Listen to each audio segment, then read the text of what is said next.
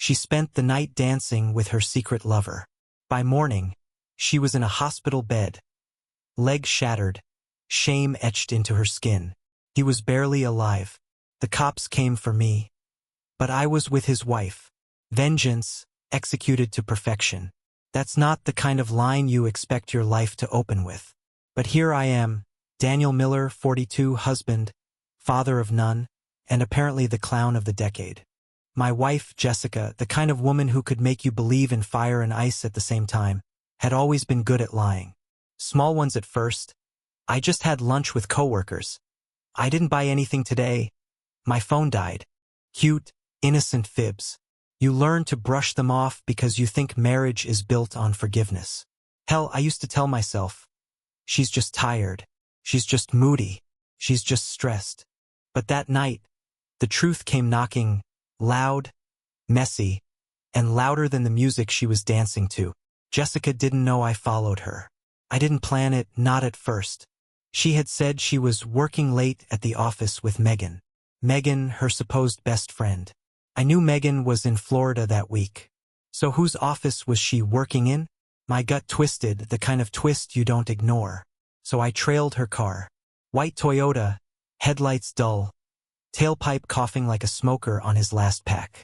She drove downtown, parked near a club that pulsed with bass strong enough to make your bones rattle. I watched her step out, high heels clicking, dress too tight, perfume floating across the parking lot like a warning. She looked dangerous, and I don't mean the good kind of dangerous. I followed her inside. The neon lights smeared colors across the crowd, and that's where I saw it, her hands on him. Tyler Jacobs. That name still tastes like poison. Younger than me, taller, gym rat arms with veins bulging, like he'd been waiting his whole life to steal somebody's wife. And she gave herself to him like I was already dead. Laughing, leaning close, whispering in his ear. Their bodies pressed together, grinding to the rhythm. Not caring about the room, the eyes, or the fact she had a ring on her finger, my ring. I stood there, frozen, every instinct telling me to storm across the dance floor and drag her out. But anger is a strange beast. Sometimes it doesn't explode. Sometimes it waits. I left without her noticing, because in that moment, I knew catching them in the act wasn't enough. She had already killed something inside me. No, this betrayal needed more than a confrontation. It needed calculation. Funny thing is, fate must have been eavesdropping. Hours later, I get a call. Jessica's in the hospital. Tyler too. Car accident after they left the club. She tried to run when the cops arrived, but a fractured leg keeps you honest. Tyler wasn't so lucky, breathing but barely. And that's when the real storm began. Not because of the accident, not because of the lies, but because somehow when the cops showed up at the hospital, they came looking for me. But I wasn't home. I wasn't at the hospital either. I was with Tyler's wife. Her name? Amanda Jacobs. Sweet, sharp, with the kind of quiet rage that could burn cities down if she wanted. She had known for weeks, maybe months, about the affair. She didn't cry when she told me. She didn't beg. She just smiled. That terrifying, calm smile women wear when they're done pretending to be the victim. That night, Amanda and I sat in her living room, whiskey between us, silence doing all the talking. Two betrayed souls, tangled not in love but in vengeance. We didn't need words to say it. This was going to be our payback. And when the cops arrived, knocking on her door looking for me, she looked them dead in the eyes and said, "Daniel's been here with me all night." And she wasn't lying. That was the beginning. Not of the affair, no, Jessica had started that long ago. This was the beginning of something darker. A story about betrayal, survival, and how far a man will go when the woman he swore his life to turns out to be the last kind of *TCH you'd ever want in your bed. You don't just wake up one day and decide your wife is cheating. Creeps in slowly, like mold on bread. First, you ignore it. Then one morning you realize the whole damn loaf is rotten. Jessica's changes started small. She used to nag me about leaving socks on the floor. Then suddenly she didn't care. You'd think that's a blessing, right? Wrong. That's detachment. That's the sign she's invested in someone else. Her phone, once casually tossed on the coffee table, became glued to her hand. Lock screen changed. Notifications silenced. She even started taking it into the shower. Nobody does that unless they've got something to hide. And the excuses, God, the excuses. I have to stay late at work. Megan needs me. Traffic was bad. Always rehearsed, smooth. But lies, even well-polished ones, have cracks. One night she came home in a dress I hadn't seen before, hair a mess, heels in her hands. She claimed she'd been at a charity event. Except her lipstick was smeared in a way no charity could explain. I started paying attention. Receipts in her purse. Hotel bookings under her name, 2 guests. Gym membership she never used but somehow kept renewing. It was all there, like a crime scene no detective had bothered to process. The final straw came on a Wednesday. She was supposedly at a marketing seminar. I checked her laptop history while she showered. And there it was. A trail of searches about salsa dance clubs downtown, new perfume reviews, and how to remove hickey fast. My stomach turned cold. You don't need Sherlock Holmes to put 2 and 2 together. So I followed her that Friday night. I'll never forget the sound of that club. Bass so loud it felt like it was rattling the marrow in my bones. And there she was on the dance floor with Tyler Jacobs. My neighbor, my friend. Tyler and I had grilled steaks together, watched football on Sundays, even lent each other tools. His wife, Amanda, used to bring over pie during the holidays. And while I was cutting his hedges, this man was rehearsing dance moves with my wife. The worst part? She looked happy. Not fake smile happy. Not polite laugh happy. Pure, unfiltered joy. The kind I hadn't seen on her face in years, and she never once looked at me that way. I wanted to rush in, grab her by the wrist, drag her home. But instead I left, because fury without patience is just noise. And I wanted her downfall to be symphony. That night, when she stumbled through the door smelling like tequila and cheap cologne, I pretended to be asleep. She slipped under the covers, her back to me, phone lighting up her face as she typed God knows what to him. My chest burned like fire, but my face stayed stone. She thought she was safe. She had no idea she was being watched. I started keeping notes, dates, times, receipts. I snapped photos of her car parked outside Tyler's office. I recorded the way her voice shifted when she lied. Higher, almost playful. Evidence piled up, brick by brick, until I could have built a courtroom with it. But here's the thing, I didn't gather proof for divorce lawyers. I wasn't interested in some neat legal ending. No, I wanted her to know she wasn't smarter than me. That every lie she fed me, I swallowed with a smile, and sharpened into a blade I'd use later. By the time I was done collecting, I had enough to ruin her. Enough to burn her carefully curated image of the perfect wife. And I was going to use it. I just didn't know yet that fate was going to beat me to the punch. Because before I could confront her with the evidence, she and Tyler wrapped their little dance with a car accident that left her broken and him hanging on by a thread. And the universe, cruel bastard that it is, tossed me into Amanda Jacobs' living room at the exact right time. The betrayal was real. The proof was airtight. And my rage had a partner now. The hospital room smelled like bleach and betrayal. Machines beeped steadily. Wires ran from Jessica's arm. And her left leg was locked in a steel brace that made her look more robot than human.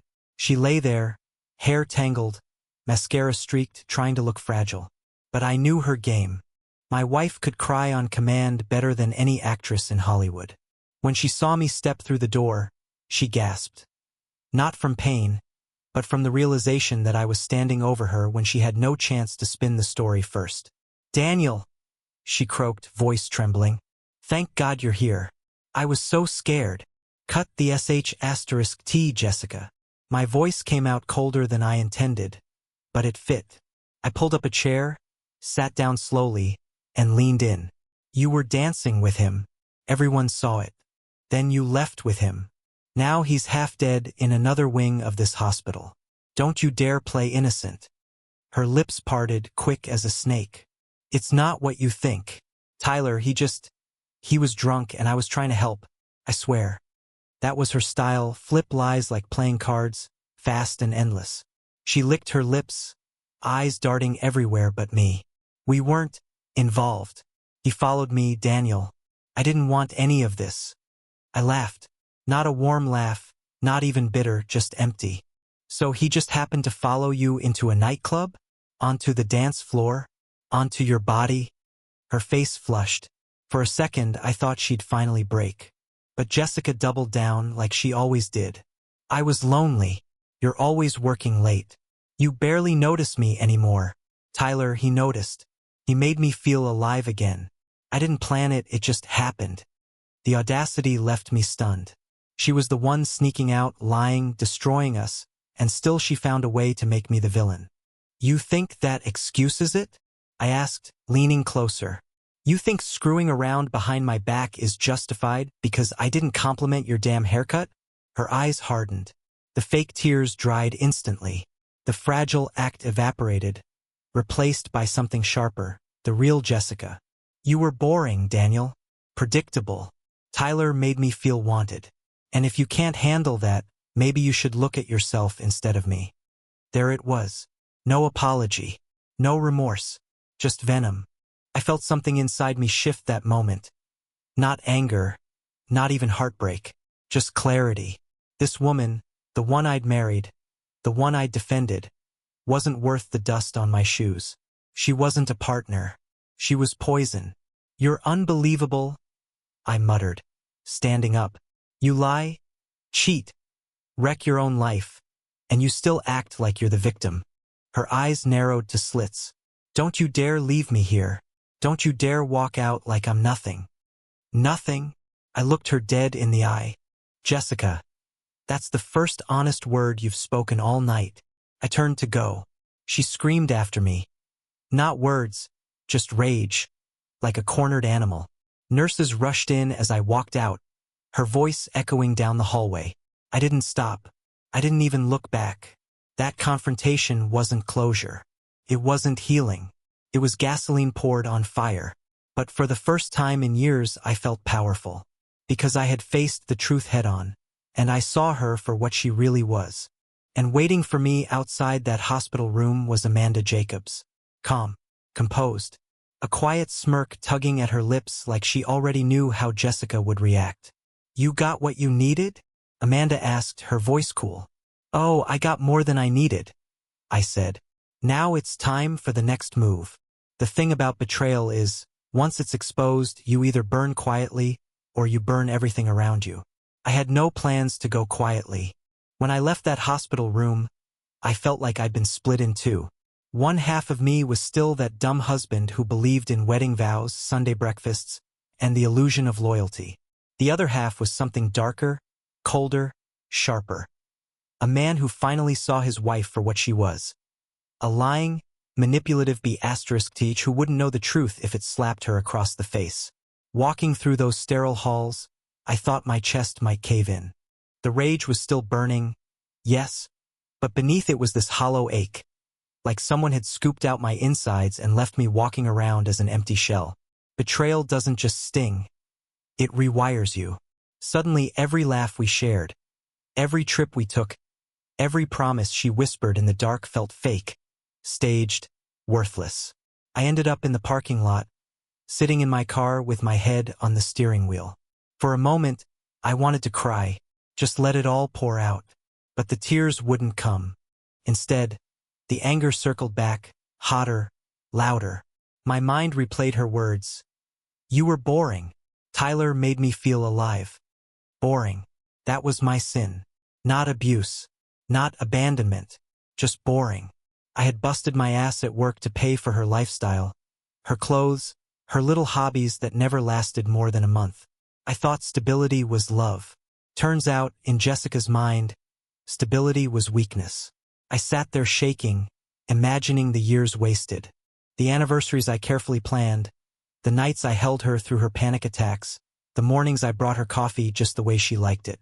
And all the while, she was planning her next lie. That realization cut deeper than any blade. Amanda tapped on my window. I hadn't even noticed her car parked a few spaces down. When I rolled the glass down, she studied my face.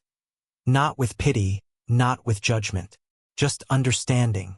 Feels like your chest's been hollowed out, doesn't it? She said softly. I nodded. No point denying it. She leaned against my car. When I first found out about Tyler, I screamed until my throat gave out. Then I threw plates against the wall. Then I cried until I couldn't breathe. But you know what? None of it changed the fact that he still chose her over me. None of it gave me my marriage back. It just broke me twice over. Her words hit like a mirror held up to my face. I realized I was on the edge of doing the same, collapsing into self-pity, wasting my fury on emotions that wouldn't heal a damn thing. So what did you do? I asked. Amanda's lips curved into a cold smile. I stopped crying. I stopped screaming. I started planning. And in that moment I understood her. My grief wasn't going to vanish overnight, but neither would my rage. And if I kept both bottled inside, they'd rot me from the inside out. No, I needed to aim them, shape them, forge them into something sharper than Jessica's lies. That night, I lay awake in bed, alone, because Jessica was still in the hospital, staring at the ceiling fan spinning slow circles. The silence in the house was suffocating. Every room felt like it echoed with ghosts of fake memories. My hands clenched the sheets until my knuckles went white. Shock, anger, sadness, acceptance. That's what they say are the stages of betrayal. But standing in that darkness, I realized there was a missing stage nobody talks about. Resolve. I wasn't going to let Jessica gaslight me into believing I was the problem. I wasn't going to let her walk away clean. She wanted Tyler? Fine. She could have him. Broken leg, broken life, broken future. All hers. But me? I was done being her punching bag. By dawn, my emotions had hardened into something new. Not numbness, not peace, but clarity. Jessica had made her choice. Now it was my turn to make mine. People think decisions are made in one clean moment, like flipping a switch. Truth is, they come in waves. You lean one way, then doubt creeps in. You swing the other, then rage pulls you back. By the time morning hit, I'd already made and unmade 10 different choices about Jessica. Stay? Leave? Burn it all to the ground? I sat at the kitchen table with a pot of black coffee and the stack of evidence I'd been collecting for weeks. Photos of her car outside Tyler's office. Screenshots of messages she thought she'd deleted. Receipts from hotels. Each piece was another nail in the coffin of our marriage. And yet, there was still a part of me. A stupid, loyal, battered part that whispered, maybe she'll change. Maybe she'll beg forgiveness. Maybe you can rebuild. That voice disgusted me. I slammed my fist on the table so hard the mug rattled. Why the hell would I rebuild a house that she'd already set on fire? Divorce seemed obvious. Clean. Simple.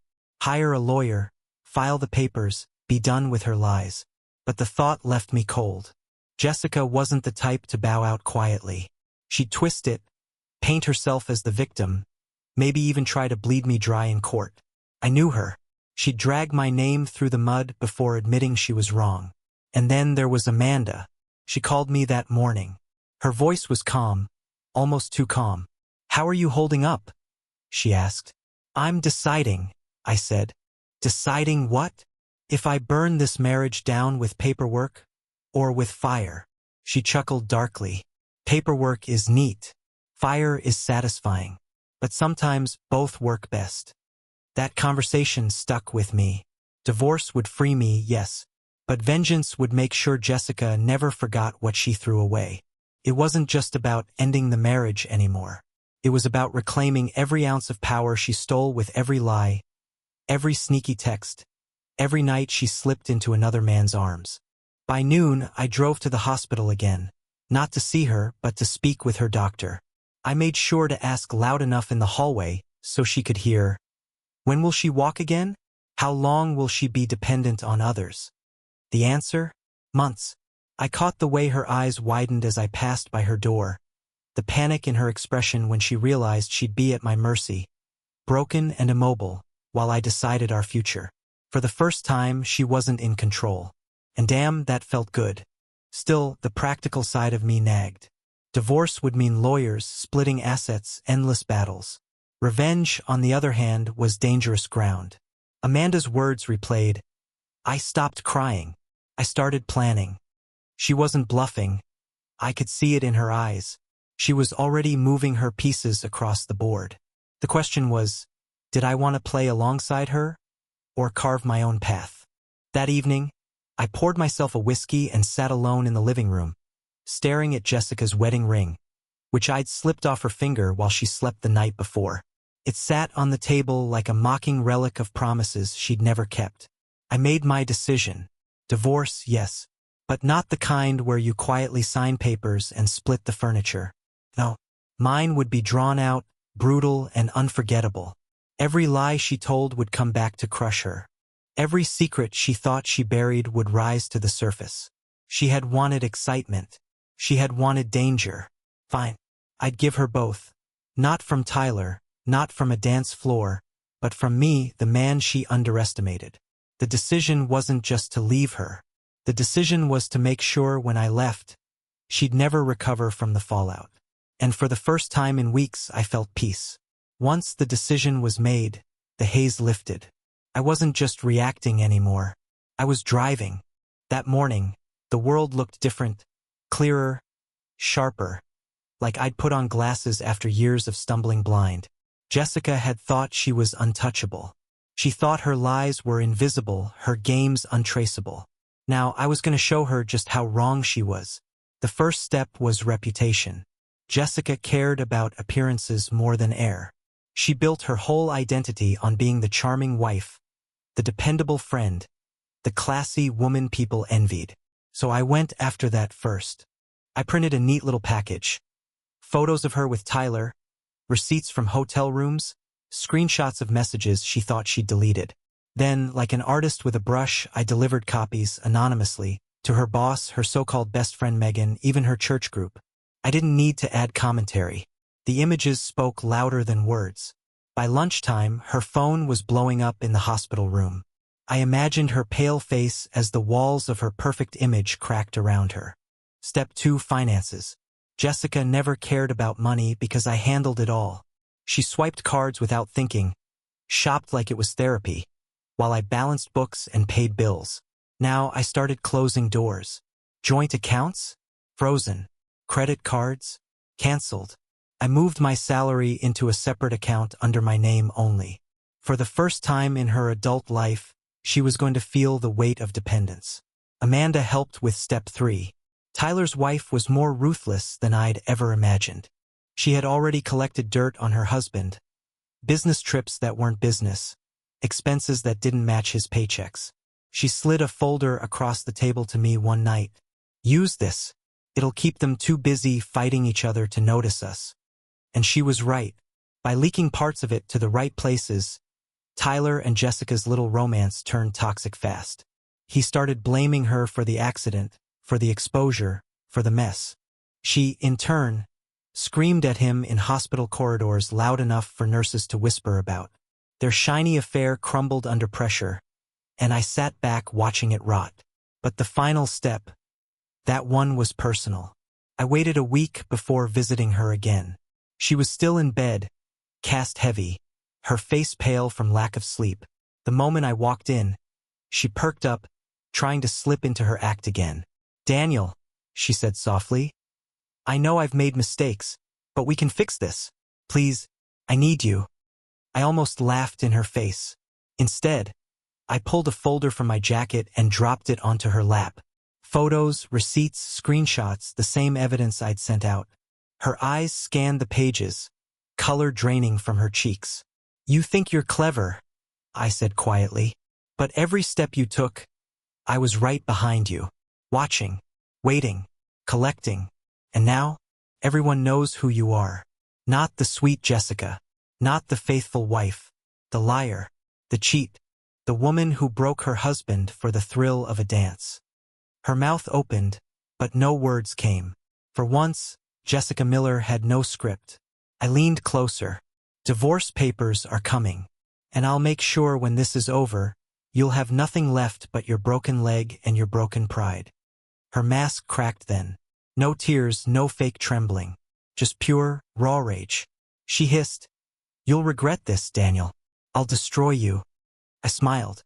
A calm, steady smile that unnerved her more than shouting ever could. You already tried. But you forgot one thing. I don't break easy. Walking out of that hospital room felt like stepping into sunlight after years underground.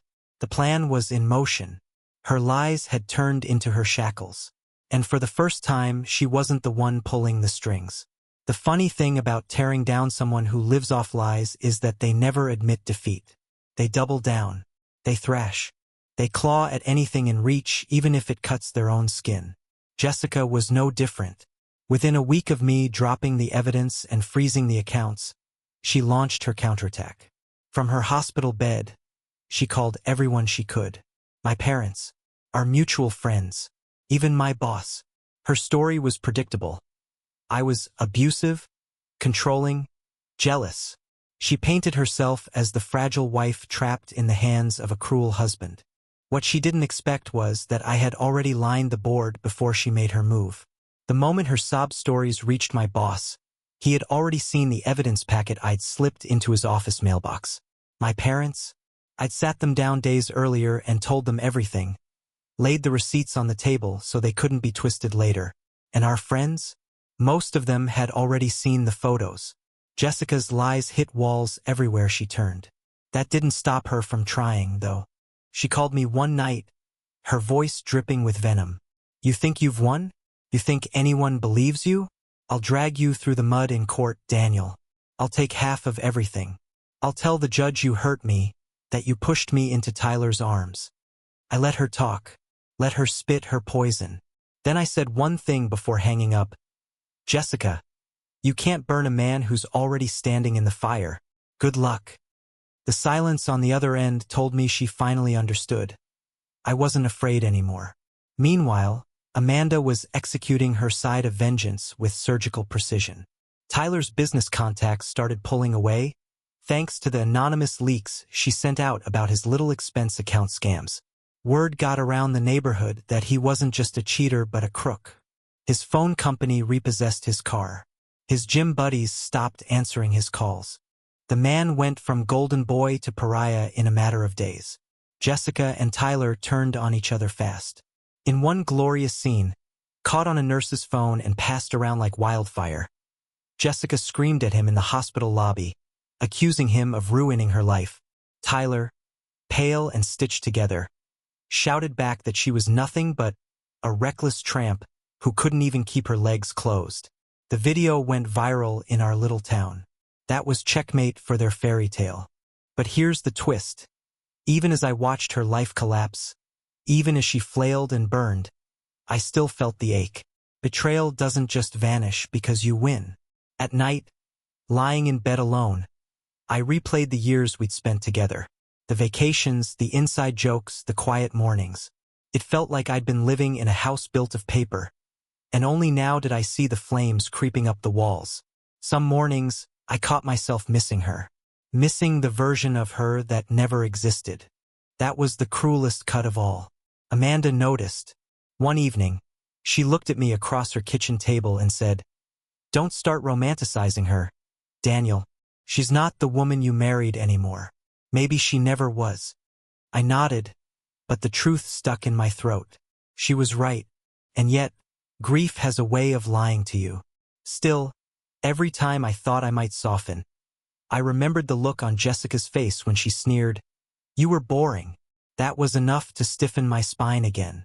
The aftermath wasn't just about watching her world collapse. It was about building mine from the ashes. And slowly, I began to realize something. Vengeance was satisfying, but it wasn't the end. No, the real end would come when I walked away, free, while she sat in her broken mess, knowing she had created it all herself. I used to think endings were clean. You sign a line, you walk away, the curtain falls. But the truth is, endings bleed. They drag. They leave echoes behind, whispers in your head long after the door slams shut. Jessica and I ended, but not with fireworks, not even with the court gavel. We ended in silence. The divorce went through faster than I expected. She didn't fight hard, couldn't really, not with all the evidence stacked against her. My lawyer cut her arguments to ribbons. and the judge saw through every fake tear she tried to spill.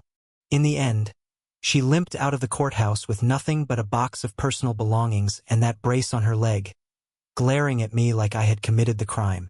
But here's the thing, I didn't feel triumph. Not the way I thought I would. Watching her fall apart wasn't victory, it was justice. Cold, clinical, necessary. The satisfaction came not from her pain, but from my freedom. For the first time in years, I could breathe without second-guessing, without wondering what lie was being cooked up behind my back. Still, the damage inside me was real. I won't lie and say I walked away untouched. Betrayal leaves scars that no lawyer, no whiskey, no revenge can erase. There were nights I stared at the ceiling, asking myself how I missed the signs for so long. How I let myself become the man she could dismiss as boring. That word still cuts. But now I use it as a reminder. Boring is stability. Boring is loyalty. Boring is showing up every damn day. And if someone can't value that, if they need constant chaos, cheap thrills, secret dances with strangers, then they were never worthy of it in the first place. Amanda and I kept in touch. Not romantically, though I know people whispered. No, our bond was forged in fire, not love. She became the voice that reminded me not to backslide. Not to waste another second mourning someone who had spat on everything I gave. Sometimes we'd meet for coffee, and we'd laugh, not out of joy, but out of disbelief at how easily we'd been fooled. Two people burned by the same flame, now watching it burn out together. What did I learn? That trust is a gift, not a guarantee. That marriage isn't just about passion but about respect, and once respect is gone, everything else is just theater. And most of all, I learned that vengeance doesn't heal. Clears the path. Cleans the rot. But the real healing, that's on you. So here's my advice to anyone reading this. Anyone who feels that creeping suspicion, that gut-deep dread that something isn't right. Trust your instincts. Don't let sweet words blind you to sour truths. And if you find out the person you love has been feeding you lies, don't waste time begging them to change. Don't crawl, don't bargain. Stand up, gather your strength, and walk away. Because the moment you do, you'll realize the chains were only locked in your head. Jessica spent the night dancing with her secret lover. By morning, she was in a hospital bed. Legs shattered, shame etched into her skin. He was barely alive. The cops came for me, but I was with his wife. Vengeance, executed to perfection. That was the spark.